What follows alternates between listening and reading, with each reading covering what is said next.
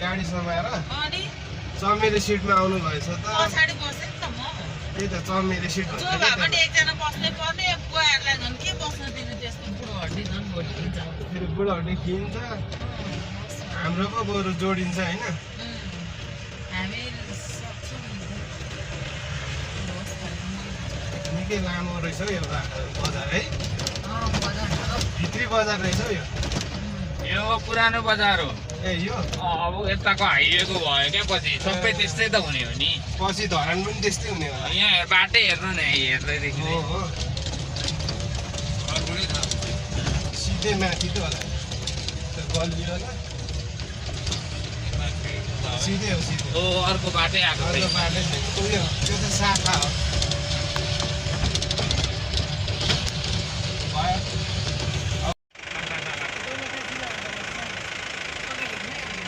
भीमसेन थान मन्दिर जाँदै गरेको अवस्था यो दोलखाको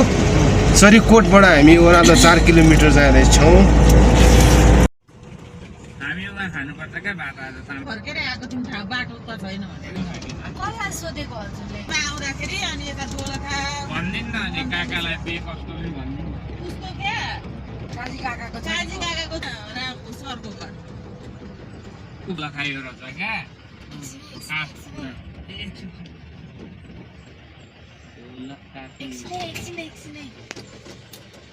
भएर गाडी जाँदो रहेछ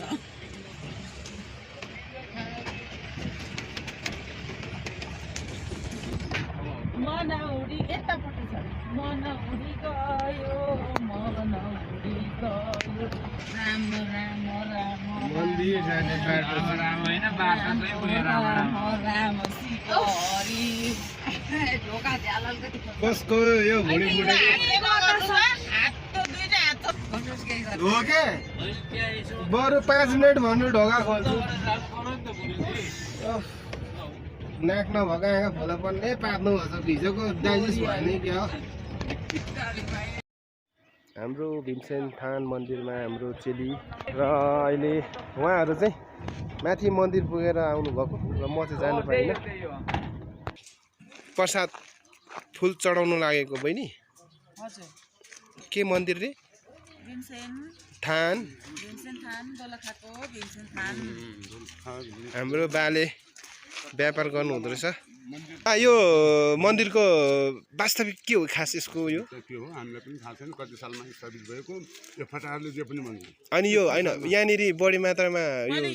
भगवानप्रति आस्था गर्नु आउने मान्छेहरू छ नि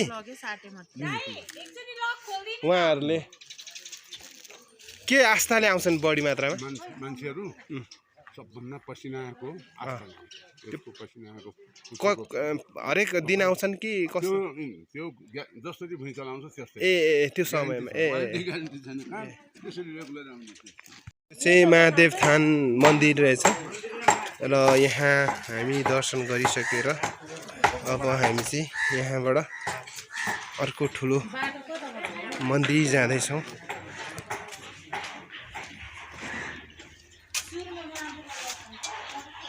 यहाँ अहिले पुरै निर्माण कार्य भइरहेको अवस्था